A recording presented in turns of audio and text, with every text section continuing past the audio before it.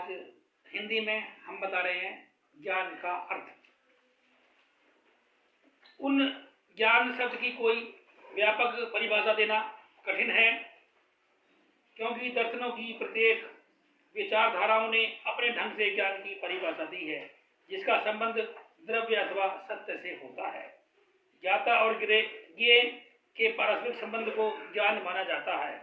इससे यह स्पष्ट हो जाता है कि प्रत्येक ज्ञान में एक ज्ञाता तथा एक ज्ञेय होता है, और जब ज्ञाता का ज्ञेय के साथ इंद्रियों के माध्यम से संपर्क होता है तो ज्ञेय को पदार्थ के संबंध में एक चेतना होती है और जिसका अस्तित्व है और उसके विशेष गुण हैं।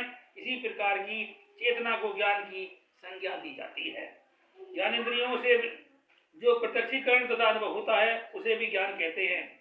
ज्ञान इंद्रियों तक सीमित ही नहीं होता, अपितु इंद्रियों से परे भी अनुभूति होती है, उसे भी ज्ञान कहा जाता है।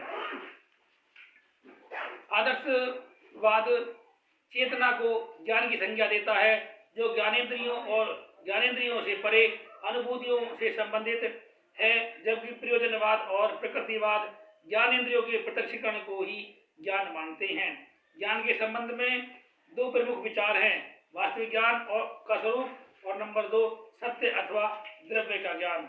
इनको समझने के लिए 3 बातों का समझना आवश्यक है: ज्ञान का स्वरूप, ज्ञान की अवस्था, ज्ञान का अन्य पक्षों से संबंध। ज्ञान के स्वरूप को मानसिक घटना तथा मनोवैज्ञानिक क्रिया जैसे जानना, करना और अनुभूति करना मानते हैं। यही मनुष्य के 3 प्रकार के व्यवहार होते हैं। दार्शनिकों ने ज्ञान को समझने के लिए तार्किक प्रक्रिया का उपयोग किया है। ज्ञान का संबंध किसी कार्य के करने की क्षमता से होता है, जैसे पढ़ना, लिखना, बोलना, सीखना तथा तैरना आदि।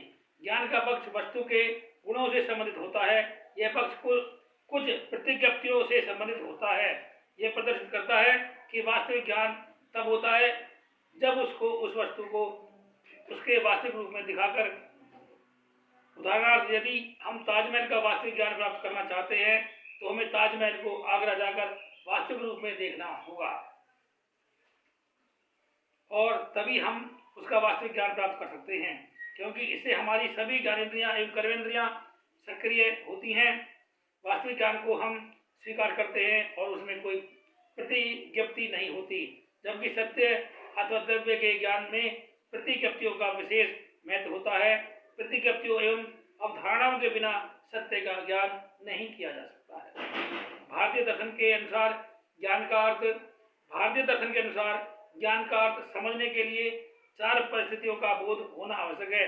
ज्ञान के संदर्भ में अनेक प्रश्न हैं जिनका अभी तक उत्तर देना शेष है, जिनके कारण ज्ञान की परिभाषाओं में संदेह उत्पन्न होता है। ज्ञान की सैद्धांतिक समस्या अधिक है, क्योंकि सत्य का रूप सुनिश्चित होना चाहिए जिससे ज्ञान की परिभाषा की जा सके। ये 4 परिस्थितियां इस प्रकार हैं। नंबर 1, सत्य की वस्तुनिष्ठता, ज्ञान की सार्थकता, ज्ञान की सत्यता, तार्किक प्रतिज्ञप्ति सत्यता। इन परिस्थितियों का संक्षिप्त विवरण इस प्रकार है। आज के लिए इतना ही। आज हमने बताया ज्ञान का अर्थ, बाकी कल हम बताएंगे ज्ञान प्रत्येक प्रकार स्रोत तथा प्राप्त करने के उपाय। धन्यवाद।